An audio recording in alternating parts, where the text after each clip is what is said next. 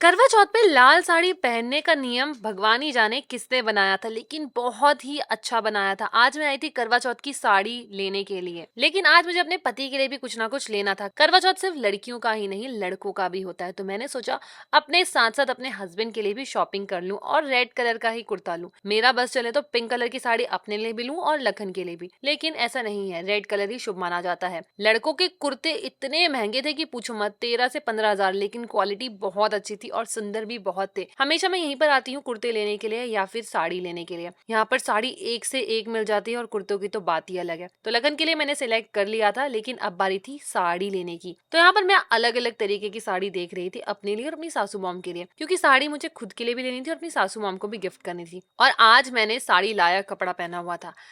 जब भी आप साड़ी खरीदने जाओ ना, बहुत ही लाइट कलर के कपड़े पहन के जाओ ताकि आपकी साड़ी की लुक अच्छे से दिखे। तो यहाँ पर सब अप्रिशिएट कर रहे थे कि मैंने बहुत अच्छे कलर के कपड़े पहनकर आई हूँ और साड़ी मुझे अब ठीक से दिख जाएगी कि मेरे ऊपर लग कैसी रही है। लेकिन सच में रेड साड़ी की ना बात ही कुछ और होती है, वो बहुत ही ज्यादा सुंदर लगती है।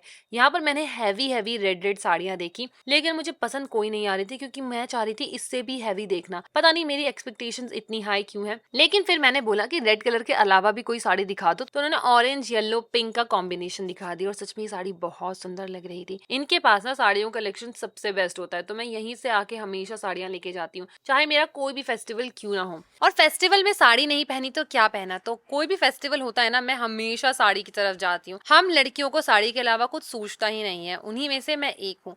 सूट पहन कर आई थी, ये मैंने गलती करी, मुझे जीन्स पहन के आना चाहिए था तो ज्यादा कंफर्टेबल रहती। लेकिन जो भी था, बहुत मजा आ रहा था शॉपिंग करने में। और सूट का कलेक्शन भी बहुत सुंदर था। यहाँ पर हमें हमारे स्वीट स्वीट से सब्सक्राइबर्स भी दिखे। वहां से तो मैंने शॉपिंग कर ली थी सासू मॉम के लिए। अब आई थी फाइनली मैं अपनी शॉपिंग करने के लिए। मैं नई नई दुल्हन हूँ, तो मेरे लिए मैं चाहती थी कुछ हैवी सा लेना। लुक में तो हैवी लगे, लेकिन पहनने में ज्यादा हैवी ना लगे। और मैंने भैया को वही बताया था। प्राइस तो आप देख लो कि 75,000 से स्टार्टिंग थी साड़ियों की, लेकिन साड़ी एक से एक थी। जितनी महंगी साड़ी उतनी ब्यूटीफुल साड़ी।